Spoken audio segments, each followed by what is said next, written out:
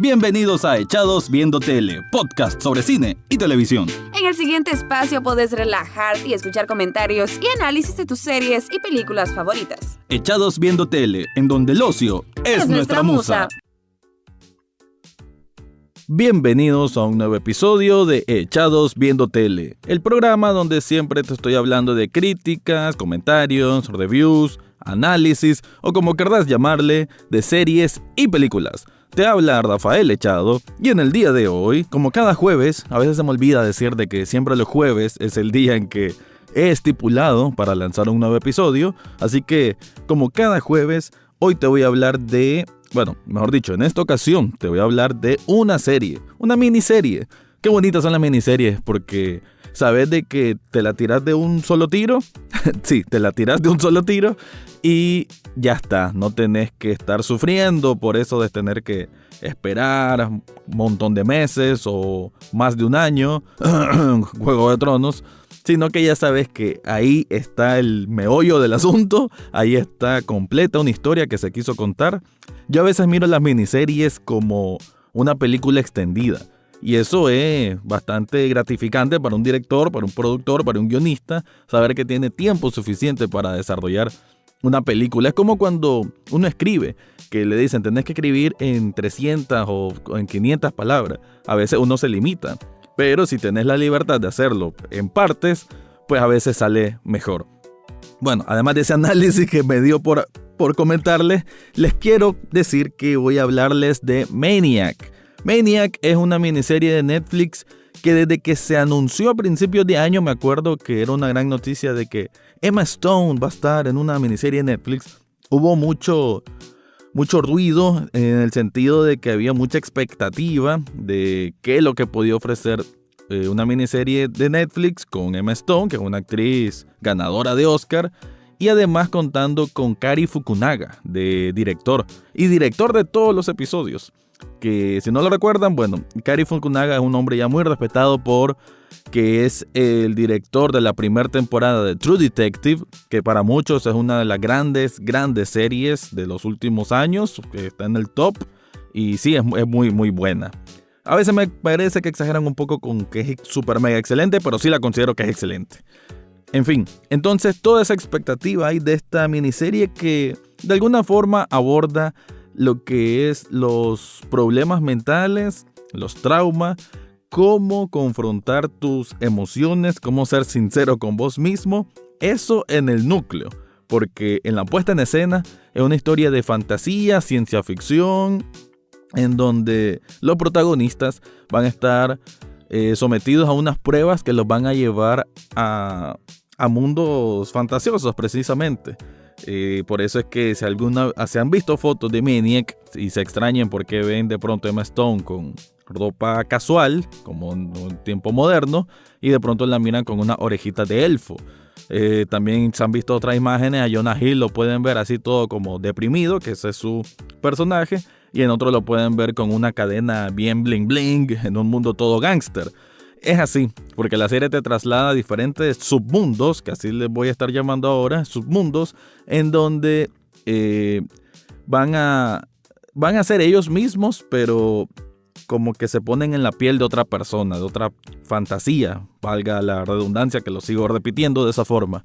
Así que todo eso, todo experimento y todas estas cuestiones surrealistas que se van a encontrar a lo largo de los 10 episodios con los que cuenta esta miniserie, es para tratar de escudriñar en la mente, en el problema que quieren eliminar los sujetos a pruebas de los experimentos, y lo hacen de esa manera un poco compleja, un poco complicada, y que de entrada les digo, Maniac no es para todo público.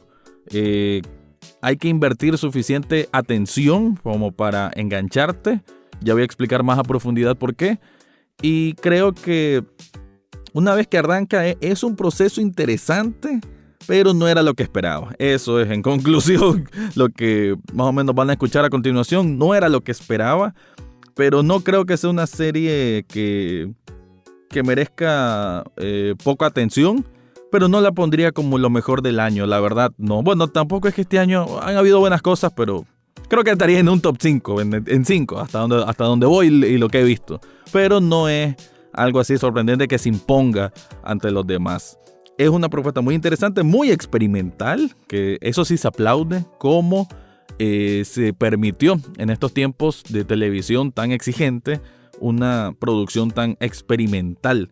Y eso es algo que como lo dijo, pues es admirable que den espacio para este tipo de creatividad, que al final la creatividad debe seguir fluyendo, no debe detenerse, y aunque sean riesgos, es mejor que se tomen a que se descarten.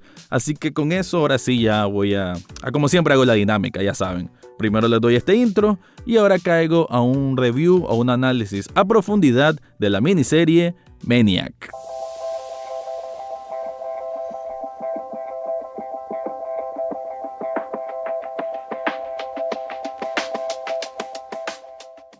Maniac es una serie que no es para cualquiera. Comenzando desde ahí, ya se entiende por qué ocupo el término divisivo para definirla. Su historia no es tan complicada una vez que las piezas se complementan para su cierre, pero el camino hasta ese punto está lleno de piedras, filosofales, psicológicas o introspectivas, pero piedras al fin, que pueden brincar solamente aquellos que no le molesta los baches para llegar a un objetivo final. Pero esto, para el usuario más común, puede ser un proceso demasiado difícil y cansado, por lo que no está hecha para mentes que disfrutan, digamos, de Stranger Things, pero se aburren con Mr. Robot, por citar ejemplos lejanos. La trama se mueve a un ritmo, quizás para mi gusto, muy lento en sus primeros 2 episodios, pero es cuestión de entender el por qué es así, por qué se tardan un poco en arrancar, cuando primero deben plantear bien a sus 2 protagonistas, interpretados por Jonah Hill y Emma Stone. Ambos tienen personalidades completamente distintas. Por un lado, el personaje de Jonah, Owen Milgrim, es un hombre perturbado y sesgado por su familia adinerada, quienes parecen no comprender en plenitud que tiene problemas de alucinaciones, depresión, ansiedad, entre otros. Todo eso lo hacen ser una persona introvertida y temerosa de sí mismo, de su entorno, de mostrar emociones. Annie Landsberg será lo opuesto.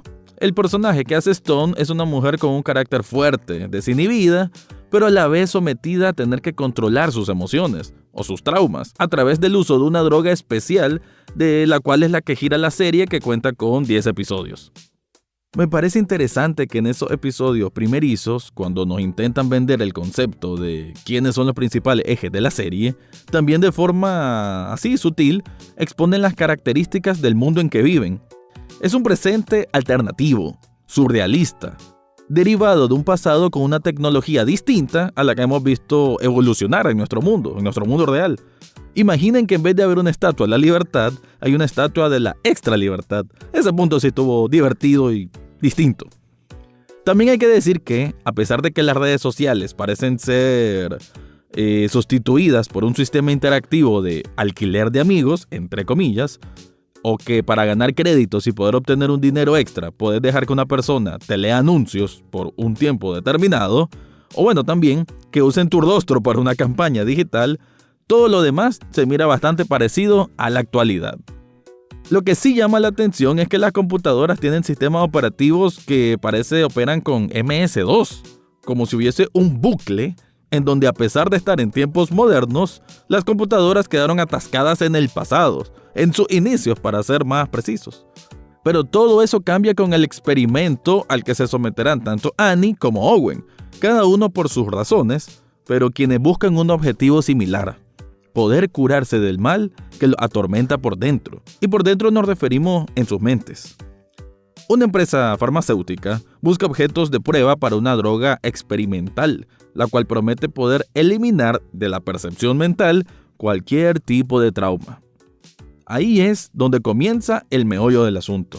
Porque esta producción, cuando se introduce en una serie de submundos fantasiosos, son escenarios tan cambiantes como si fuese Señor de los Anillos, una película de gángster a lo Scorsese o una trama al estilo James Bond. Es ahí que va poco a poco depurando el análisis psicológico que trae como mensaje intrínseco. Las pruebas son en un laboratorio de la farmacéutica Neverdeen, con una ambientación como de tecnología ochentera, con espacios blancos y colores fluorescentes, perfectamente filmados por un Cary Fukunaga, que como lo dije antes, es el respetado director de la primera temporada de True Detective, que aquí retoma sus grandes técnicas para manifestar tomas muy buenas, no de aquellas que te saquen el aliento tampoco, pero que imprimen en síntesis un tono especial. Bien, ahora caigamos a lo complicado, a esas vueltas que solo se permiten en una serie dentro de una plataforma como Netflix, o plataformas digitales que salen de esos convencionalismos que tiene la televisión por cable tradicional. El experimento que les comentaba es llevado a cabo por un equipo excéntrico de científicos. El Dr. Muramoto, en primera instancia, la asistente Dra. Azumi, que es una joven así bien audaz y fría, así como el Dr. James Mantelray, el más frágil emocionalmente, y quien es el que fundó todas esas pruebas, pero que tuvo que separarse de las mismas tras una crisis personal. Este equipo es el que va guiando a los sujetos de pruebas para que se tomen 3 tipos de pastillas, la A, B y C. Cada una penetra en capas más interiores del cerebro para ir acomodándolo y así bordando estigmas que perjudiquen a la persona en cuestión. Así lo voy a explicar de forma básica, aunque la serie sí da un poco más de explicaciones y más profundas al respecto. Lo importante es que cuando comienzan con las pastillas es que vemos cómo trasladan a los personajes principales a distintos escenarios de fantasía o de ciencia ficción, en donde Owen y Annie se verán con mundos mezclados debido a una falla de la computadora principal, que es la que está procesando todos los datos. Esta inteligencia artificial tiene vida propia y se llama Greta. Greta está basada en la personalidad de la madre del Dr. Mantelray, una popular psiquiatra o gurú que ha escrito exitosos libros de autoayuda. Ahí comienza la odisea de autodescubrimiento y del conflicto que hay en las mentes humanas. Cada uno de los problemas de la vida real son trasladados en pequeñas dosis en cada uno de esos submundos, a veces de forma sutil y en otras es un poco más evidente, pero que a final de cuentas llevará a ambos protagonistas a tener que hacer cara a lo que han ocultado en su interior. Es como una forma de confrontar directamente eso que quieren olvidar o negar en sus vidas. Los episodios que tratan de un submundo son más cortos que los demás, pero son entretenidos. Además, para cuando llegamos al desenlace, uno emocionante por cierto por la trama ficticia de tener que salvar al mundo, te das cuenta que las piezas caen y forman una imagen, o más bien como un cubo Rubik que finalmente es armado. Ese sentido de satisfacción se lo van a llevar con el final de la historia. Algo complejo durante su trayecto, pero simple y efectivo con su resolución. Repito, esta serie no es para todos los gustos. A mí me pareció demasiado enredada para su propio beneficio, donde desgraciadamente, por más que tenga buenas actuaciones y enorme calidad de dirección artística, no escapa de uno de los peores males que hay en el cine y la televisión: ser pretencioso.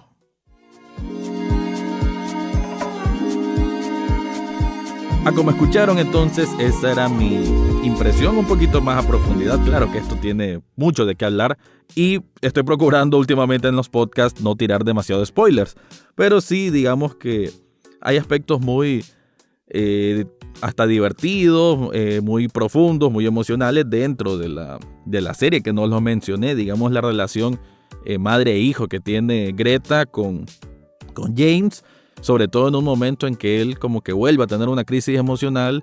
Te das cuenta pues de que los guionistas o el que creó la historia juega con esa percepción de cómo tratar una enfermedad mental, ya sea por pastillas o por tratamiento psicológico. Entonces como que hay algo más interior de lo que uno mira simplemente, mejor dicho, de lo que salta a la vista. Se nota que hay una intención diferente o una plática que te puede generar este tipo de series, o lo que pretende contar su creador genera pues ese tipo de empatía sobre las personas que tienen algún trastorno y cómo es el tratamiento adecuado para el mismo. Entonces, claro, entiendo que tiene más profundidad. El personaje de Owen es, así como lo dije, una persona como deprimida o que padece de depresión, padece de ansiedad, y que su forma de afrontar el mundo es complicada, porque además como sufre alucinaciones, él no distingue qué es real y qué no. Entonces es otro concepto con el que también juegan,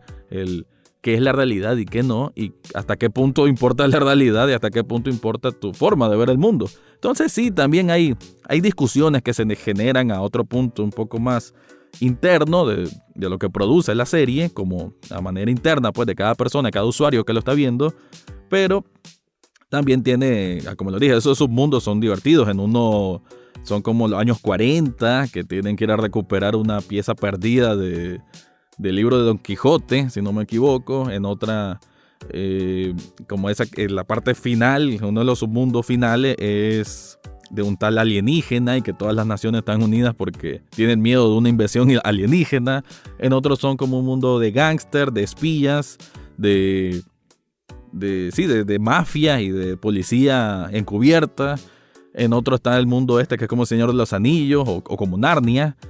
Y eso, pues, no mencioné, se me olvidó mencionar algo muy importante, que la parte del trauma de Annie es por su hermana. Y esa relación entre hermanas también la saben solidificar bien y le dan una resolución buena, una resolución creíble al trauma que había entre ellas dos. Entonces sí, Maniac tiene muchos aspectos bien de análisis humano, psicológico, pero insisto, debieron haber un poco, no resumido, pero sí haber hecho un poquito más digerible al público en general.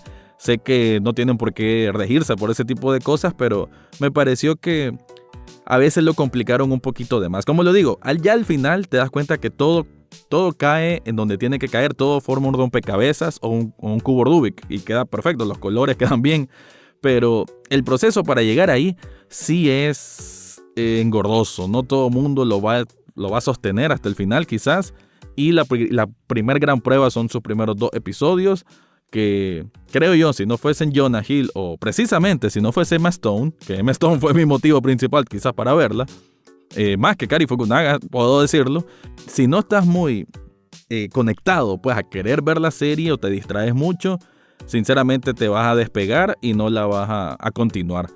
Y pues nada, una semi-recomendación de Echados Viendo Tele. Así que ya bien, con eso ya cerramos. Este fue mi review, comentario, análisis, recap o como quieran llamarle, de Maniac.